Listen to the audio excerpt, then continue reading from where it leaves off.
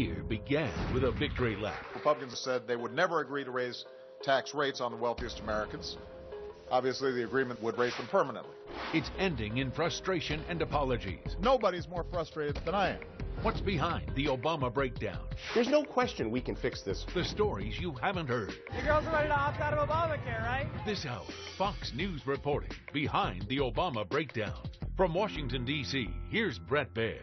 Who'd have thunk it? A tech-savvy Team Obama struggling to get a website up and running.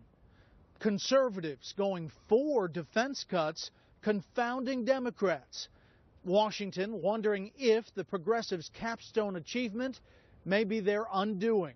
A freshman senator leading his party down a road its senior statesman would rather not go. We're going to try to make sense of the last 12 months. We start with another paradox of sorts. A cadre of young political activists mobilizing against the president's signature legislation.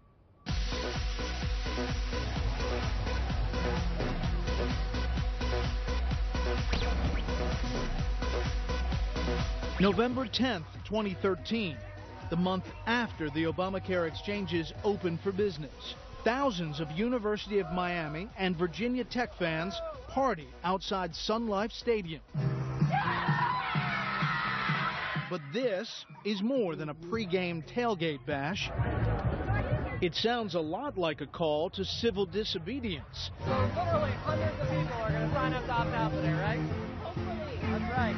All right. Though 29-year-old Evan Feinberg, the president of Generation Opportunity, would deny that. You've been traveling the country essentially telling people, young people, to ignore the law. No, not at all.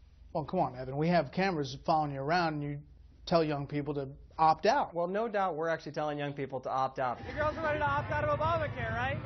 You're ready to opt out of Obamacare, right? All right.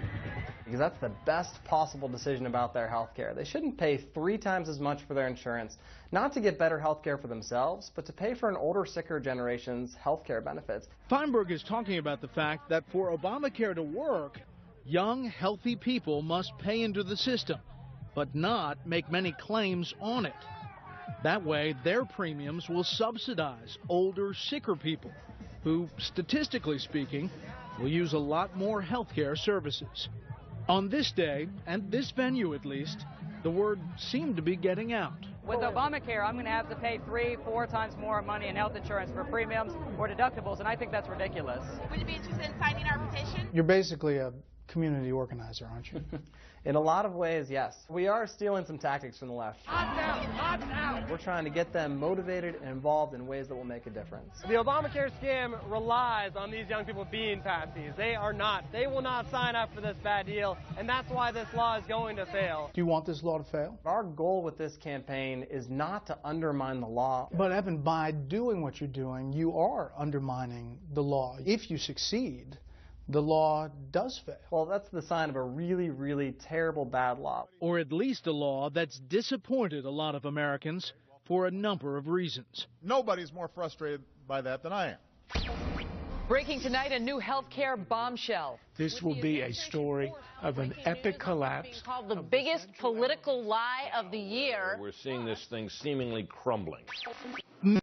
Of canceled policies, sticker shock, and of course, the malfunctioning website. It all adds up to the most amazing spectacle of mayhem and meltdown anyone has seen in politics since Watergate, says Wall Street Journal columnist Dan Henninger. I don't think it's just Obamacare that's failing here. I think it's the underlying idea that the Democrats have promised the American people in the entire post-war period. Government can provide good things on an almost limitless basis. And that is being shown with this act to no longer be true. Columnist Dan Henninger wrote that 2013 will be remembered as the year when the whole progressive ideal fell apart. You agree with that? No, I don't agree with that. Freshman Congressman John Delaney, a Maryland Democrat, acknowledges Obamacare's rough start, but insists suggestions that progressivism may be dead are greatly exaggerated. The progressive movement is about immigration reform. The progressive movement is about making investment in our kids so they can compete in a global and technology-enabled world. The progressive movement is about adjusting to climate change. That's what I think the progressive movement is about, and I think in the fullness of time people will say it was right. For 100 years, American liberals had been lusting to create a truly nationalized health care system. Charles Kessler is the author of a book on President Obama and his place in the progressive movement. Under Lyndon Johnson, they created Medicare and Medicaid, but that was far from being universal health coverage. When Bill Clinton failed, liberals and conservatives both thought that this was it. We had seen the high watermark of liberalism, but lo and behold, along comes Barack Obama and does the thing which had seemed impossible. This was their holy grail. Their entire identity is wrapped up in the success of this law. Conservative columnist George Will. For a century, progressivism has said, we will have bliss and paradise if, but only if, we concentrate more and more power in the hands of all-seeing, super competent experts who can do things normal Americans can't do. So that's what progressivism is. That's the tragedy of this, as a person who supports progressive government. But Kirsten Powers says the problem is in the execution of Obamacare, not the idea behind it. It really feeds into the conservative argument that the government's just dysfunctional, that they can't handle anything, that they'll just screw up anything that they touch. Obamacare is a turning point against big government.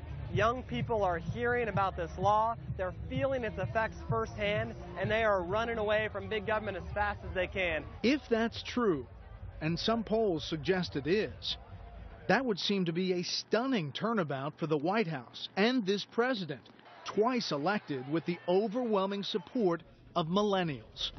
And we will hear more from them later. But how did the Obama breakdown begin? It's a story Fox News reporting cameras watched unfold throughout the year in cities and towns around the country, as well as in the nation's capital, where politicians had to swallow some tough medicine. Our investigation continues when we return. DVD